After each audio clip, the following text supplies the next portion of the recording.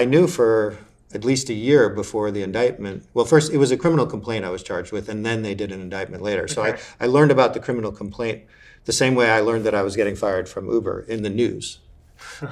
Press release. Yeah, the U.S. Attorney's Office and the FBI did press conferences. They didn't tell me they were going to charge me on that day.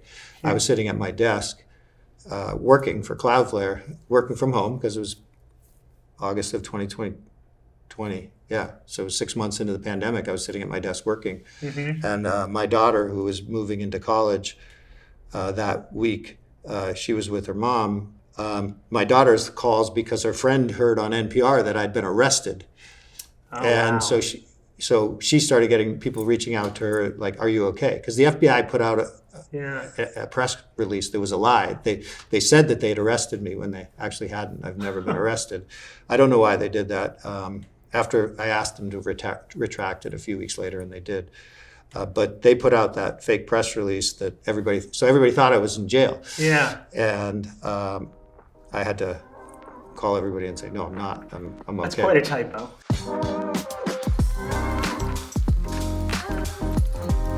How do you make the transition from federal prosecutor to security leader? Help secure some of the world's largest technology companies, and build yourself back up after being convicted by a federal jury for your company's handling of a data breach. Today, we are joined on the abstract by Joe Sullivan, CEO at Joe Sullivan Security and at Ukraine Friends, a nonprofit focused on providing humanitarian assistance to the Ukrainian people. I think that's a really cool mission, and I'm excited to talk about that in addition to security. Before launching his own consultancy and the nonprofit, Joe was the chief security officer at Cloudflare, Uber, and Facebook. He spent time in legal roles as well earlier in his career, working on regulatory, privacy, trust, and safety issues at companies including Facebook, PayPal, and eBay. Joe started his career as an AUSA in the computer hacking and IP unit of the Northern District of California. And he spent time as a board member at the National Action Alliance for Suicide Prevention, something that I think we can all agree is a very important mission in our country today. Joe, thank you so much for joining me for this episode of The Abstract, recording here in San Francisco. Hey, thanks for having me on. I'm looking forward to this. Okay, we're going to talk a little bit about your career today, but I think it's too interesting and timely not to bring up Ukraine, given your work there. You recently returned from a trip to Ukraine. What's the situation and the mood like over there? Yeah, so this was my 5th trip to Ukraine in the last 2 years, and I got back about a week and a half ago. And I would say that the people there are in a good place. As good a place as you can be, being a small country in a war with Russia, which is a really hard place to be. Every time I go to Ukraine and then I come back, people say, "Oh, you're so noble for going." And on the inside, I actually feel like selfish because I believe I get more out of those trips than I give because the people inspire me so much. Like what I've seen over the course of all these trips and traveling around the country and spending time with people who are suffering is that they've come together as a country, as communities in ways that I think we've forgotten about here. There's nobody I meet there who isn't doing something to help other people. I can have a big bag of medical equipment and I'll say to somebody, "I need to get this to this town that's near the front lines because there's a surgeon who needs them." Sure. And within 20 minutes, I'll have 3 different people who know somebody who's driving in that direction, and like this. And then within 6 hours, I'll have a picture of the surgeon with the package. And over, and I've experienced things like that there. And so I just like that reminder of people helping each other, and also just their general resilience in the face of what seems like overwhelming odds. They're less caught up in the roller coaster of following the news, because if they did, they would have. Over the course of my times there, they've been winning, they've been losing, they've been having full support from the United States, they've been having no support from the United States. There's a new president coming who might not support them. There's a new president who... Exhausting. It could be exhausting for them. And they do pay attention to the US news. It's covered every day because we, as a country, really help them. One of the other things that I appreciate when I go there is that people stop me and say, thank you. They say, you're from America, right? Thank you. And thank everybody else, because they know about the support that's come. They've personally experienced it, many of them. And so they're very grateful to our country. What was it that motivated you to take on this challenge? And tell us a little bit about the work that you're doing there as well. Sure. So I started doing this at probably like the lowest time of my life. The way I started, so in 2017, I was fired from Uber, and in 2020, I was indicted. In between, I started working in a company called Cloudflare, which was a small private company, and it's since become a strong public company. And I went into Cloudflare and built their security organization from 2018 to the end of 2022. And so I was there for 4.5 years, and I was there at the beginning of the full-scale invasion. Right before the full-scale invasion, the United States government reached out to us, Cloudflare, and asked if we could help the Ukrainians. If you remember, in February of 2022, President Biden was saying, Russia's going to invade Ukraine, and everyone was like, no, that's not happening. But the U.S. Cyber Command, in anticipation, asked us to deploy in Ukraine. So I was remotely from here in Northern California, supporting Cloudflare, deploying our product inside Ukraine. Amazing. And then in the fall of 2022, summer fall of 2022, I went to trial, lost the trial. And that was when I hit the low point, was because even me being indicted, working at Cloudflare was hard for Cloudflare in terms of they lost customers because they chose to stand by me. And there were corporations that decided it was too much of a compliance risk to do business with Cloudflare when they had a CSO who's facing a criminal case. So I had reached agreement with the founders, who had been very supportive, that I said, I will leave if I lose the trial, because that would just not be good for the company. Yeah. And so I left so I lost the trial at the beginning of October of 2022 and decided I need to do something. To keep after about a month of just moping and going down into that dark place, and having to start thinking about facing a sentencing hearing and potentially going to prison, and all that would come from that. And people don't appreciate this, but when you get convicted of a felony, all your bank accounts get shut down. Your homeowner's insurance cancels you. Really? Your car insurance cancels you. And I was dealing with all those things. But I wasn't working anymore.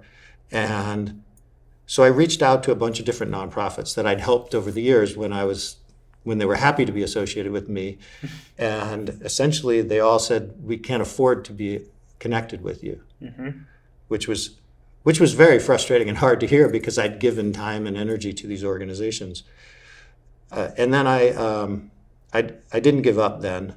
I was talking to a friend of mine. He was the recruiter.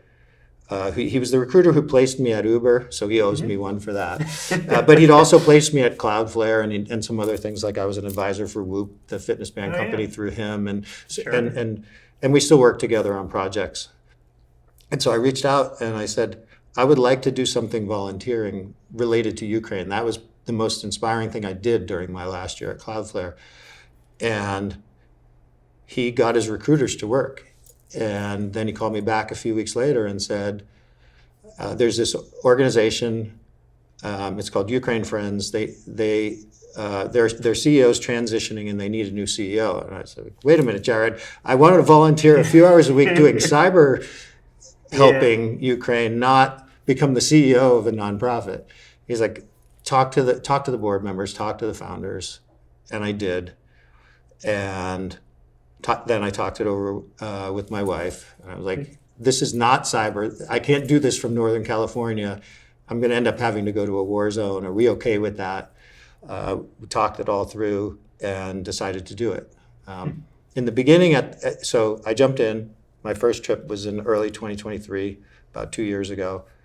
And before that, the nonprofit was very focused on medical equipment, ambulances, and things like that. So I actually flew to Virginia to an ambulance reconditioning facility and worked on shipping over 22 ambulances. Unfortunately, in Ukraine, during when the ambulances go near the front lines, they get targeted, and so ambulances are few and far between there. So we were shipping over ambulances and other medical gear. Fortunately, within a short period of time, donors from around the world, more governments, started providing good quality medical equipment. And so the need for that went down. But on my first trip, a friend of mine gave me 20 laptop computers, and I brought them over, and I ended up giving out 10 at a Catholic orphanage and 10 at a Jewish community center. And seeing that, what I found was that the people who were getting the least support and attention were the kids. And think about it like this. We had a pandemic and all of our kids had to do remote schooling for a year or more. Well, so did the kids in Ukraine. And then just as they were coming out of the pandemic in 2022, they ended up in a war. Half the people in the country moved to the west from the east because of the danger. And a lot of schools were getting hit. And as a result, a lot of children were forced into remote schooling, and they were doing it on their parents' phones because they didn't have computers. Because you couldn't go online and order a computer shipped to you in Ukraine. You still can't. And so that inspired me to start talking to more of my friends who run security and IT at large corporations. And as a result, I've been able to get a steady supply of laptop computers shipped over and into Ukraine. And we distribute them. We set up our basically a web form where anyone in the country could submit a request to us. We wanted to narrow it down, so we only take requests from for children who can't afford a computer and they've lost a parent in the war. And so every kid that generally speaking, every kid that we give a laptop computer to is someone whose dad has died in the war. So when I was over there 2 weeks ago, I went to a school. We gave a bunch of computers to some teachers who were leading the remote learning. They were using these old desktop computers that they had to go to this like warehouse to teach from, and some of the students from that school. And then I met with a group of widows who, young women in their 20s and early 30s who've all lost their husband, who are trying to get into job training programs but didn't have computers. And they had tested well, but if they had a computer, they could go learn IT. And so gave them a bunch of computers. And so that's basically what I do. And the cool part about it all is that every single computer that I've gotten and shipped over has been donated through somebody that I know through working in cybersecurity. That's amazing. I was going to ask you, like, why'd you decide to do this sort of humanitarian work instead of security? I mean, it's totally obvious. It's self-evident. Well, you know what? The most amazing thing I learned from it all was that when I started doing it, I was in that really bad place personally. I was like, I felt like my life is not in my hands anymore. It's in a judge's hands, and I'm not. In 6 months, 8 months from now, I'm going to have to go through a sentencing hearing, and my whole life could be completely disrupted. And I wanted to have some sense of control in my life, number one. But number two, the thing I learned was when you feel bad about yourself, go help someone who's in a worse place. And then all of a sudden, your problems don't look so bad. There's nobody I meet on the ground there who's in a better position than me, even when I was going over there before my sentencing hearing. And so when I was there, I wasn't worried about my sentencing hearing. I was worried about these people and caring about them and inspired by their resilience in the face of what they're dealing with. We're going to talk about the trial a little bit later in the sentencing hearing and that sort of thing. But that isn't the entirety of your career, right? And that's not where it started. You also didn't start your career in security. You were a lawyer, you were a federal prosecutor. How did cyber feature in your sort of early career and early work, and where did that eventually lead? I graduated from law school in 1993 and went straight into the U.S. Department of Justice. I had it's called the honor law grad clerkship. It was kind of the only way you Yeah. could get into the U.S. Department of Justice straight from law school.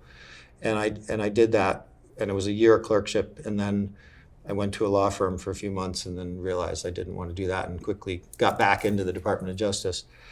And while I was in the Department of Justice, right after I got back, I was working here in San Francisco.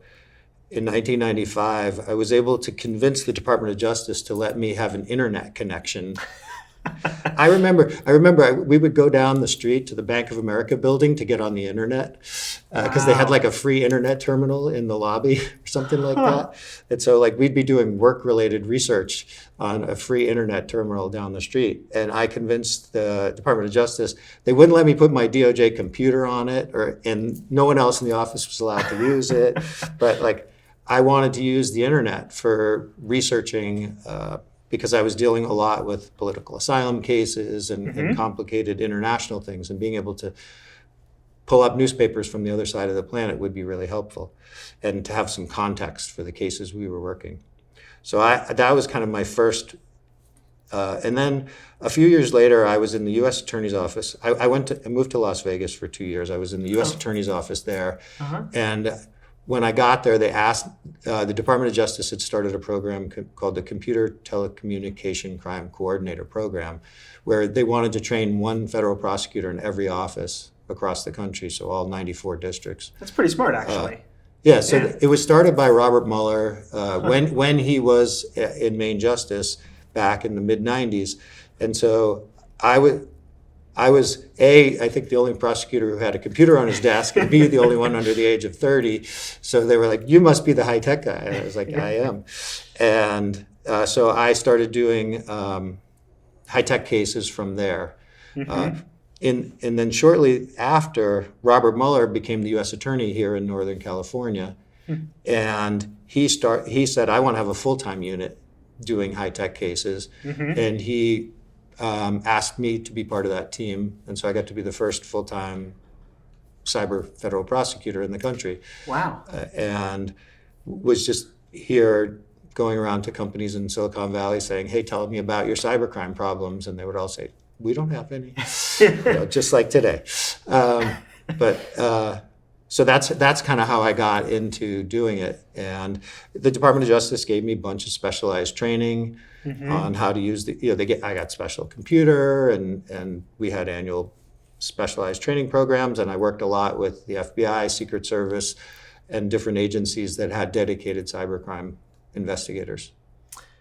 So the transition to working in tech companies then, eBay, you did trust and safety there. I actually just had Rob Chestnut on my podcast. I think you probably worked with him there, working on privacy issues. I mean, that seems like a totally natural transition from being a prosecutor who is very tech savvy and who actually has experience prosecuting cyber crimes. But then you end up taking on security roles later on. And I think, chief security officers, CISOs, are often very talented hackers themselves, maybe. How did you make that transition? You're right. Rob Chestnut played a very big role for me. He's I consider him one of my most important mentors.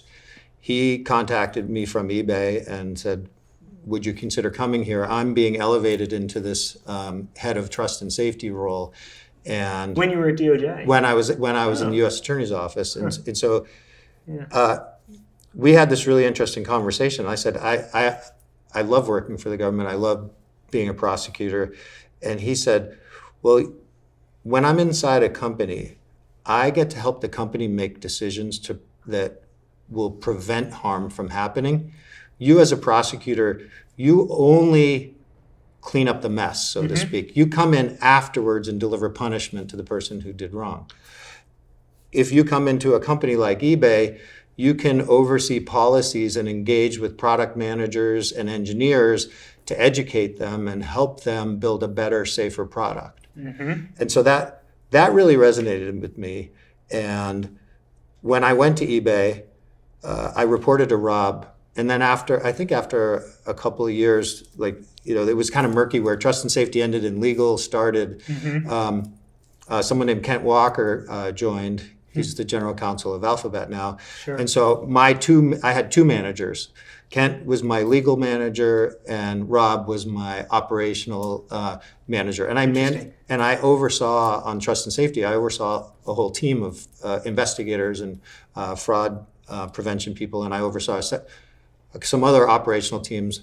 Like I was responsible for like the policies around what's allowed on eBay, which have some legal implications, but extend a lot beyond that.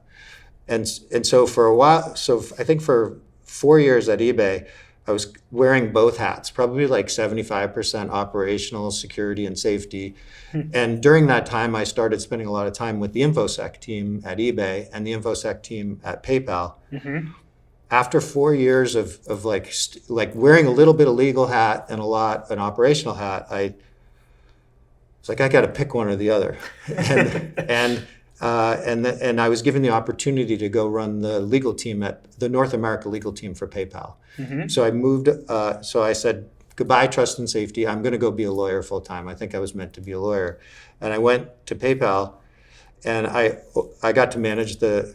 And that was a great experience. I made it to essentially to be acting general counsel of PayPal when our general counsel was able to take a sabbatical and go away for a while. So I got to be part of the leadership team, sitting in on the, as part of the exec meetings, doing things like that. And then I started getting recruited for general counsel roles. And I was like, I'm not sure I really want to do that. I seem to spend a lot of my time hanging out on the other half of the building with the PayPal security team. And the eBay team never stopped calling me. So I kind of had like my official job running PayPal Legal North America and my unofficial job doing security. And then in 2008, I got recruited over to Facebook when it was a small company, smaller than MySpace, and they needed someone to do product counseling around financial services stuff and probably compliance and operational stuff as well. So it was kind of a hybrid role again. And I went to PayPal. So I left PayPal and went to Facebook in 2008. When you go to a place like Facebook in 2008, it's growing so fast that you just end up doing 100 different jobs. Sure. And before I knew it, I was managing some lawyers, and then they asked me to manage. I really enjoyed those first couple of months where I didn't manage anyone. It was really nice to get back to just doing work. But then I ended up managing, I think, a couple of lawyers. And then our general counsel asked me, would you go oversee security? And so actually, initially I managed the CSO. He was like a very early employee who'd already passed, essentially vesting and stuff like that. And he was just there really to help. And so eventually he transitioned out, and then I became the chief security officer at Facebook. What was the learning curve for you like as you took on that security role at Facebook? It was pretty intense. Yeah. But I'd been through the process of, like when I moved into that PayPal role, overseeing a legal team, all of a sudden I was responsible for attorneys and functions that I'd never overseen before or worked in. So patent lawyers and litigators and commercial lawyers. And you realize that your job as a leader is not to become the subject matter expert of everyone on your team, but to figure out how to support them best. And so I didn't feel the pressure to go learn every detail of every corner of security. And I was fortunate that I inherited some pretty strong people, and then Facebook being the company it was back then, people wanted to work there. So I was able to build a really strong team really quickly, and then I just leaned on their shoulders a lot. But the growth curve for me was more about learning to be a real executive and not spend all my time with the team. Like my temptation, Facebook gave me an executive coach, and I never forget the number one lesson that she taught me, which was I was spending 90% of my time with my team and 10% with the other executives, and I needed to change to be 50-50. I needed to start to think of the other executives as my team as much as I thought of my team as my team. And so that was the harder transition for me than the technical side, because I'd been involved in cybersecurity and just kind of eating it up for over a decade at that point. You referenced, later on at Cloudflare, being brought in by U.S. Cyber Command. Talk to us just for a second about the sort of enormity of the challenge that CISOs or chief security officers face these days with all these zero-day hack opportunities. And I know a little bit about this, right? Yeah. Not nearly as much as you do. It just seems like a huge problem, especially when you throw nation-state actors into the mix. Yeah, it's not a fair fight. Yeah. First of all, your organization, your company doesn't really understand what you're doing most of the time, or understand whether the money spent on your program is money well spent. Yeah. Because the absence of a problem doesn't mean that the money was well spent. You might have just been lucky. The absence of a problem leads everybody to think they should lower your budget. But Yes. and so it's just kind of like this strange dynamic. You're doing this work that no one else understands. It's also, I actually think it's very similar to what a legal department does in a lot of ways. I think this will resonate with our listeners, yes. You're the chief security officer or the CISO, depending on whatever titles are used in those contexts, and the general counsel or chief legal officer nowadays. They're the two most senior people inside the company whose job is to think about risk holistically across the whole company. And you look at every other team in the company and you think of all the things that they could screw up and all the problems that they could cause. And the biggest challenge you have is not being that character from Peanuts who shows up with a dark cloud over him and just dripping, Yes. You don't want to be the person that everybody runs away from because you're always doom and gloom. But yet, we're usually showing up to tell people, stop doing that, it's too risky, or you should have stopped doing that and you didn't, so now we're in trouble. Like, those are the two messages I have to deliver too often, and those are the two messages that general counsel has to deliver too often. Yeah. So I often am surprised when those two teams don't really align because of that shared role, so to speak. Let's talk about that. I'm actually really interested in your view on it. How can legal teams and security work better together? And I'm curious about that in two parts, right? One, sort of how can GCs and CISOs work well together? But I also, and this has been my experience too, I used to lead privacy at a couple of companies. Yeah. I think this relationship, for whatever reason, also seems to be a lot harder when it's, say, someone on the GC's team who has to work with maybe not a real CISO, but a director of IT who spends 50% of their time on security. How can folks work better together? Yeah, I think that the number one thing that works is viewing that other team as an extension of your team. And so at Facebook, for example, and at Uber and Cloudflare, I had a very good relationship with the legal team because I understood their language. And I also saw that my team had a better angle on the risks that the legal team cared about than the legal team did. Because we were in the product design meetings, we were in the engineering scoping of what was going to be built. Yes. And so on day one, they would tell the privacy lawyer, oh yeah, we totally understand these principles. We'll totally bake them into the code. And then we're actually reviewing the code and can see how it really works. And like during the time that I was at Facebook, the biggest technical project that I worked on, and it was massive, was effectively bringing Facebook into compliance with GDPR. Sure. And this was GDPR didn't come along until 2017, 18, but the national principle underlying laws that came out of the EU at Facebook, we started being told in 2010, 2011, as we were becoming a big visible company. E-privacy directive. You need to respect right to be forgotten. You need to be able to have a page where someone can go and download everything about them and all of those things. And the hardest of those was re-engineering the entire back end of Facebook to be able to do, like if you said delete my account, how do I make sure that that's literally wiped out of all of our databases within the 90 days that we promised in our privacy policy. The most nerve-wracking meeting of my career was meeting with a European Data Protection Commissioner, where I was the technical side with the lawyer, and they said to us, we deleted an account 91 days ago, and we're going to use your tools to do a query against your databases to see if there's any remnant of that account. Wow. And they told us at the end of a day, and they're like, at 8 a.m. tomorrow, be here with terminal access to be able to, so that we can do these queries. And I was just like, really hope tomorrow morning it's going to work. Yeah. And talk about a live demo. Right.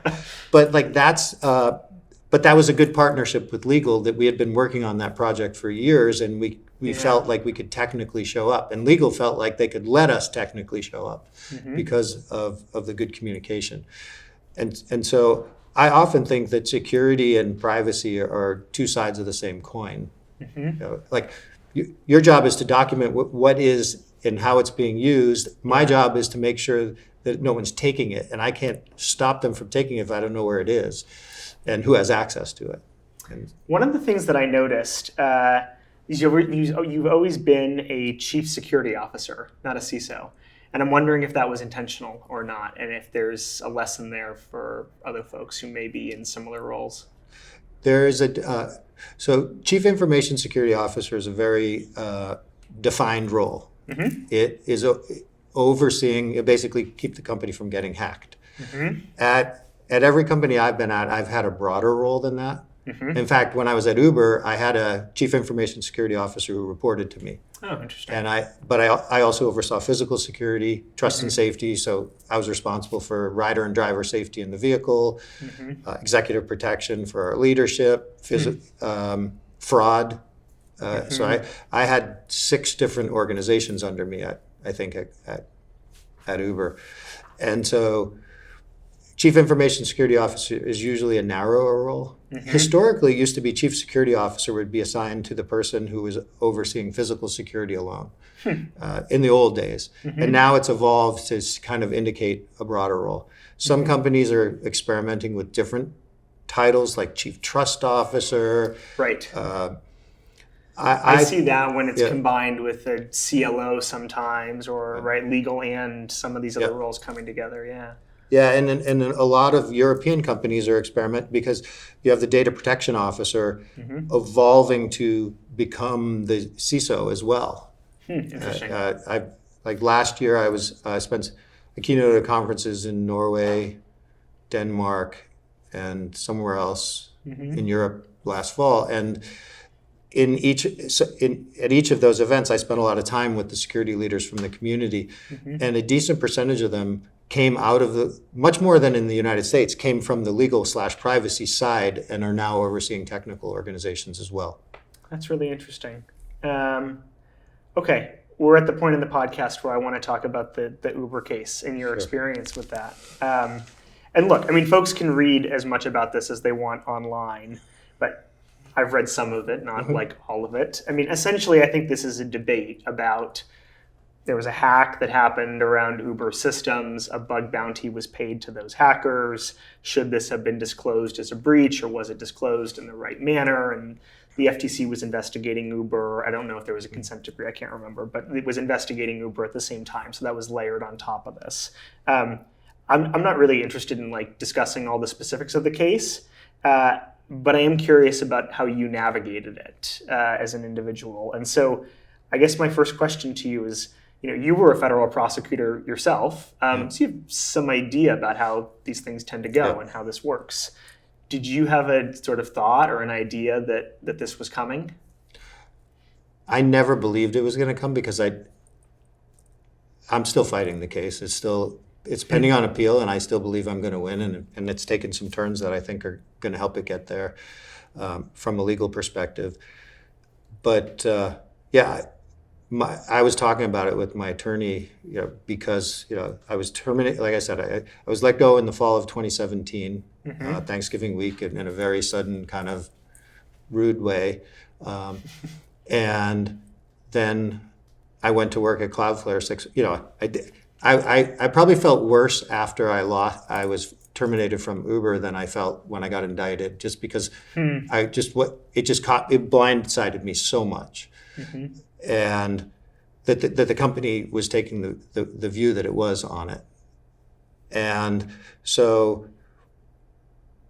I knew for at least a year before the indictment. Well, first it was a criminal complaint I was charged with, and then they did an indictment later. So I learned about the criminal complaint the same way I learned that I was getting fired from Uber, in the news. Press release. Yeah, the U.S. Attorney's Office and the FBI did press conferences. They didn't tell me they were going to charge me on that day. I was sitting at my desk working for Cloudflare, working from home, because it was August of 2020. Yeah, so 6 months into the pandemic, I was sitting at my desk working. And my daughter, who was moving into college that week, she was with her mom, and they called me because, like, I was texting with my ex-wife about how we were going to tell her, like, literally on the day she's moving into college. I learned about it, and my daughter's calls because her friend heard on NPR that I'd been arrested. Wow. So she started getting people reaching out to her, like, "Are you okay?" Because the FBI put out a press release that was a lie. They said that they'd arrested me when they actually hadn't. I've never been arrested. I don't know why they did that. After I asked them to retract it a few weeks later, and they did. But they put out that fake press release that everybody thought I was in jail. Yeah. And I had to call everybody and say, "No, I'm not. I'm okay." That's quite a typo. So it was.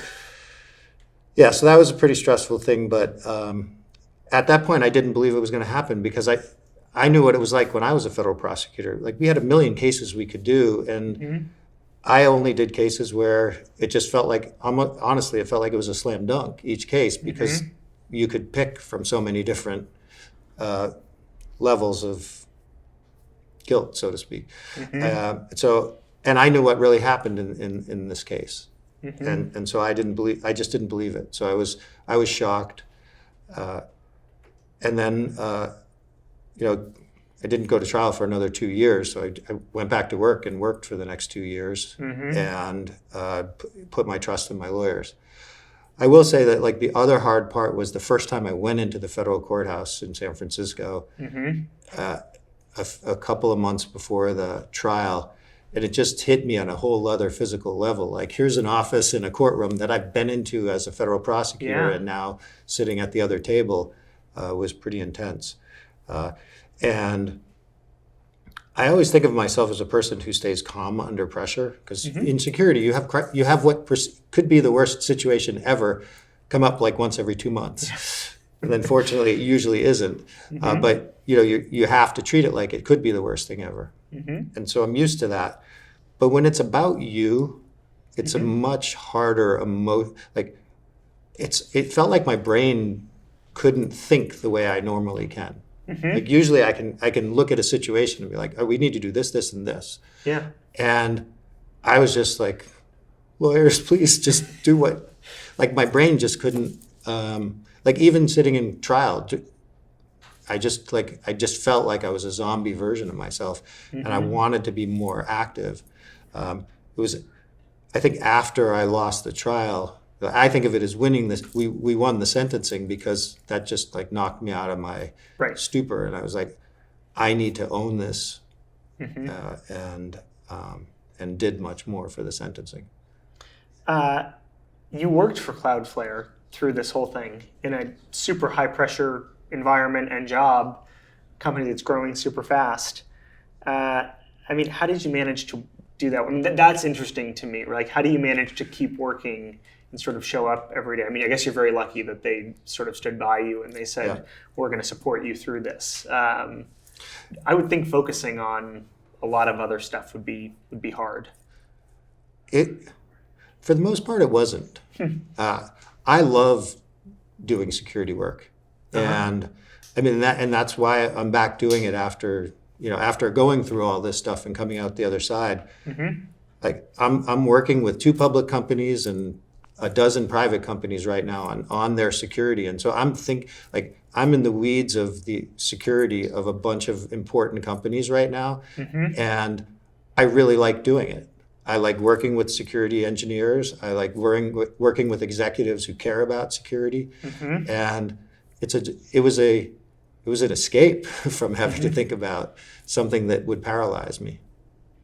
I guess we talked about it a little bit around the work with the nonprofit, the work with Ukraine. How did you start to build yourself back up after the sentencing? On the one hand, that turned out very well for you, right? And that you didn't go to jail, right? But yeah, the sentencing was a very important day. It was crazy. It was like out of a movie. People who I'd worked with at eBay, PayPal, Facebook, Uber, and Cloudflare showed up, Wow. members of my teams, and none of them had seen each other in long times. And also, even the Cloudflare team hadn't seen each other because of the pandemic. And so it was this chaos in the hallway of the federal courthouse. The bailiff for Judge Orrick came out and yelled at everybody multiple times because they wouldn't be quiet in the hallway. And he was doing this very important trial in another case, and it was like a zoo in his hallway.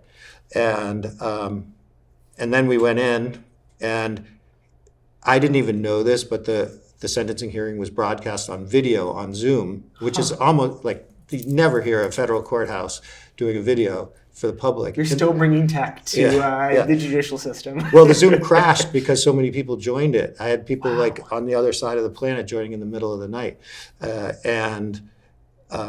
So Zoom crashed for a bit, and the sentencing hearing, thankfully at the end, the judge said it wasn't a cover-up. There've been a million articles written about my case, but the only thing that's never been quoted is the judge saying, well, this, the bug bounty agreement wasn't a cover-up. And he said that. And then he basically said, go live your life, and sent me on my way. And I got sentenced to probation and community service. And unfortunately, I can't even remember how many hours of community service, but I did it in a few months because of the Ukraine stuff counted, and I did some other stuff locally too. And so doing community service was not a problem because I was already doing it. And then I wanted to just get back to work. And so I started my own consulting company, and I didn't know if anybody would hire me.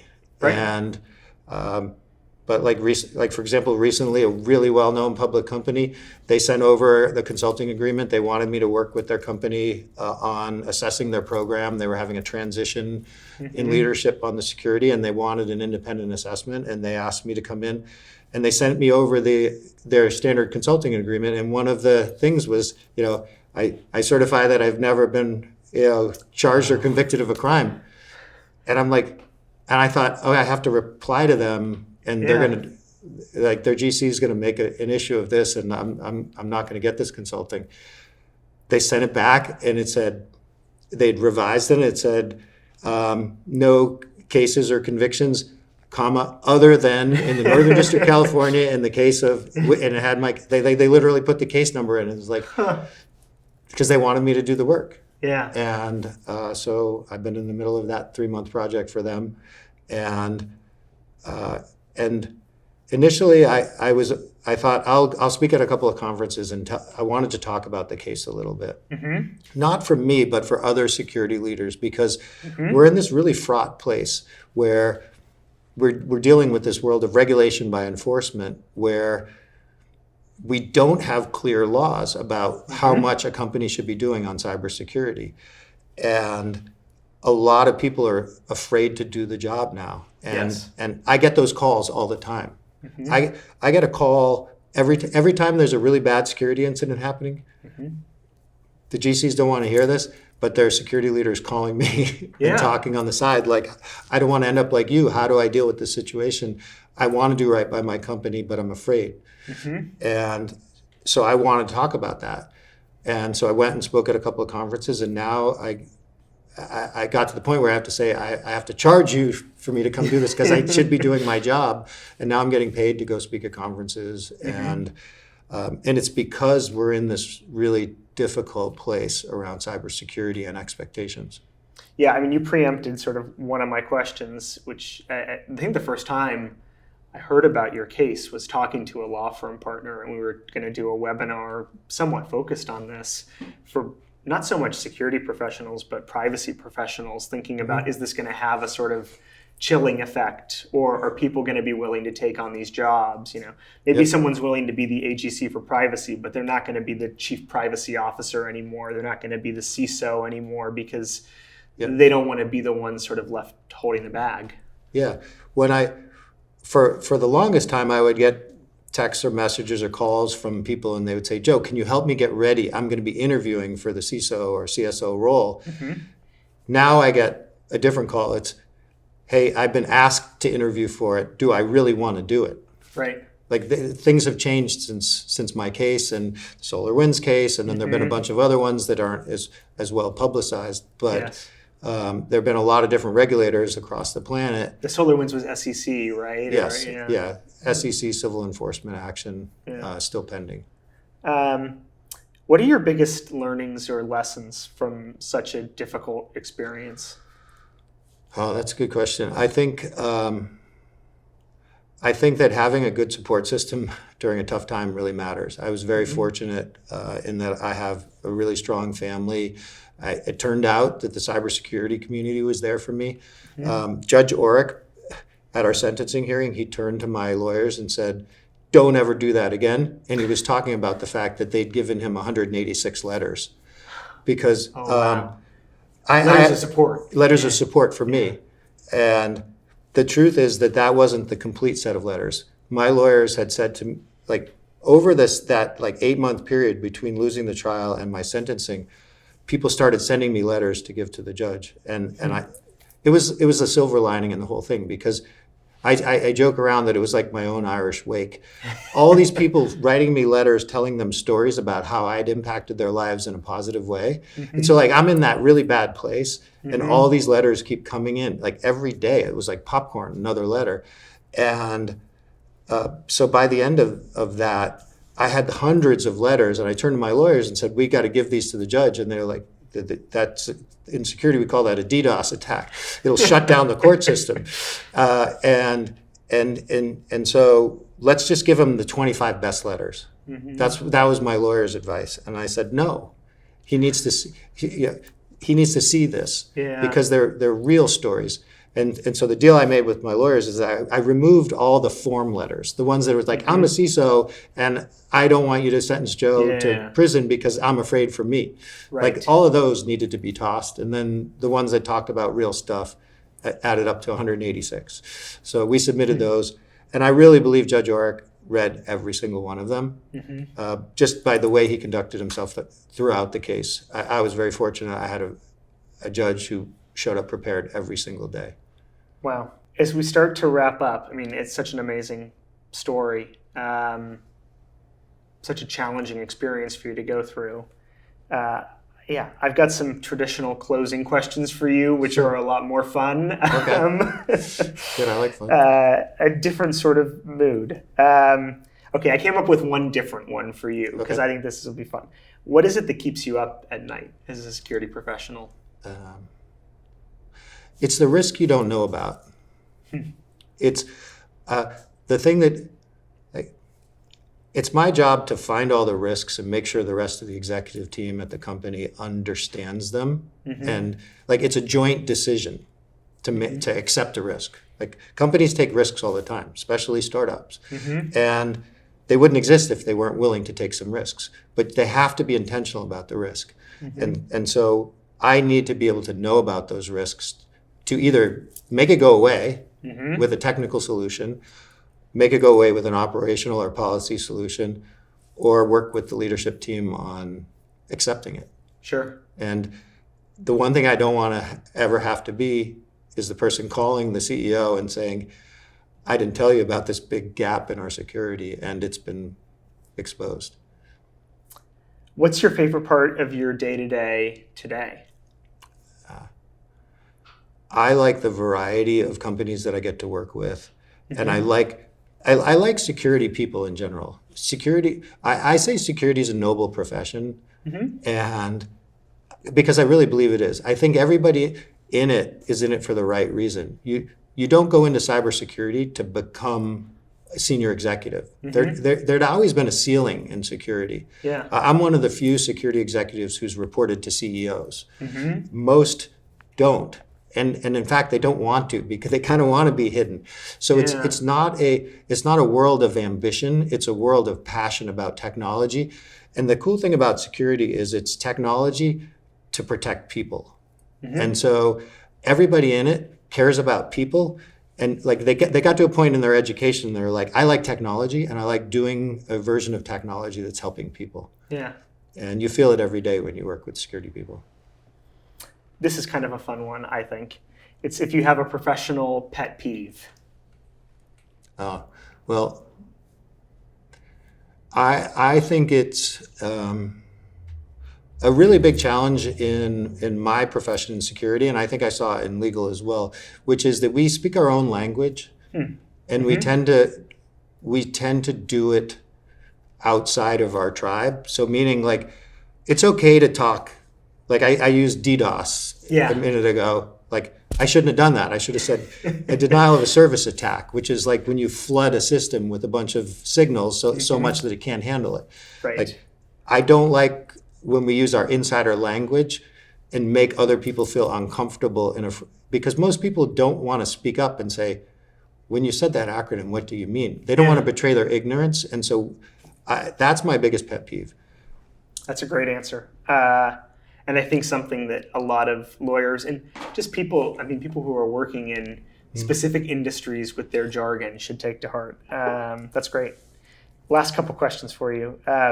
Is there a book that you'd recommend to our audience? I recommend this book all the time, and it cracks people up. Like I go back to the version of the security person who's the Peanuts character. Yeah. We need to be engaging with the other executives and the other teams before the problem happens or even becomes apparent. And so I always recommend go back and read How to Win Friends and Influence People because I actually think that we need to take one of those like tactical things to work every day and try and implement it in our relationships outside of our team. That's great. So okay, last question for you. My traditional closing question. I know you haven't been a lawyer in a while, but if you can think back to when you were just getting started at DOJ or at the U.S. Attorney's Office, something that you know now that you wish that you'd known back then. Yeah, so I have a serious answer and a funny answer. Great. Which one do you want first? Let's do the funny answer first. Okay, the funny answer first. I wish I didn't know this until I started managing lawyers. No lawyer ever thinks they did a bad job. Okay. So if you're managing 5 litigators, they will all tell you, I negotiated the best possible outcome. Sure. In this case, no other lawyer could have got a better outcome than They're me. advocates. And they're self-advocates. So I've managed lawyers and I've managed engineers. Engineers are the exact opposite. Code doesn't lie. You type a line and you hit enter, and if it doesn't work, it doesn't work. So they get humbled over and over again. And so managing people who think they've done the best job ever versus managing people who feel like they're always failing, it's completely different. That's interesting. And so I've never thought about it quite that way before. So I consider lawyers much more difficult to manage than engineers. Might be one of the reasons why I haven't gone back. Funny. And so that's the funny answer, I think. And then the serious answer was, I wish that I knew about the roles that a lawyer can play inside a corporation. Like I think growing up, I didn't know about product lawyer as a concept. For sure. Maybe it didn't exist back then the way it does now. But like, I think product lawyer is the coolest job because you're helping build stuff. And too much of security and legal work is coming in as the fire department afterwards. Right. And so getting to be part of building something that's going to go out into the world and be meaningful, that's really fun. And I really enjoyed the short time that I got to be a product lawyer at eBay and then at Facebook, because you got to be in those decisions on brainstorming, innovation, and I always remember Mike Jacobson, who was the general counsel at eBay. He always got invited to meetings that I didn't think a lawyer needed to be invited to. And I remember one time I said to Rob Chestnut, I said, "Why is Mike J always invited to all the meetings?" And it was because he gives good business advice. And so he was that goal of being a leader of the company. Nobody wants a one-trick pony. And everyone wants someone who's going to help them think about all of the issues at the company. And so I wish I knew about that like as a lawyer, going and being a general counsel, being a product lawyer, being part of a company is very different than from going to the Department of Justice or going to a law firm. And so for whatever reason, I didn't have exposure to that kind of like in-house practice, especially in kind of an innovation company. So I wish I'd known about that. That's a great answer. And I think one of the themes of this podcast and something that we're trying to do with all of our guests. Joe, thank you so much for coming and joining me for this episode of The Abstract and for being sort of so open and candid with your story and your experience. This has really been a pleasure. Awesome. Thanks for having me. And to all of our listeners, thanks so much for tuning in, and we hope to see you next time.